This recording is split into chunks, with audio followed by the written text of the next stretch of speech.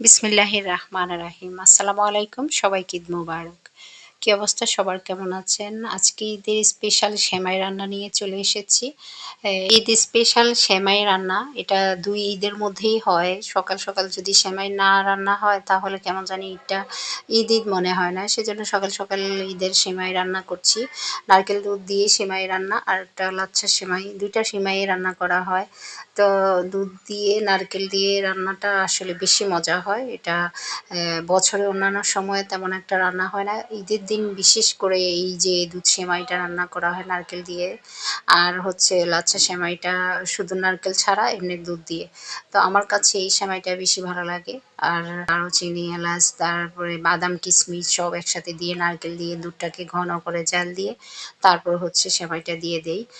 কোরবানির ঈদে মাংস আর রুটি নিয়ে আমরা সবাই ব্যস্ত হয়ে পড়ি। আর ওটা খেতেও মাংস রুটি, দুপুরবেলা ভাত না খেয়ে মাংস রুটি বেশিরভাগ আমরা বাঙালিরা পছন্দ করি। তো আজ এ পর্যন্ত। সবার ঈদ সুন্দরভাবে কাটুক সেই শুভকামনায় ভালো থাকবেন, সুস্থ থাকবেন, নিরাপদে থাকবেন। আল্লাহ হাফেজ।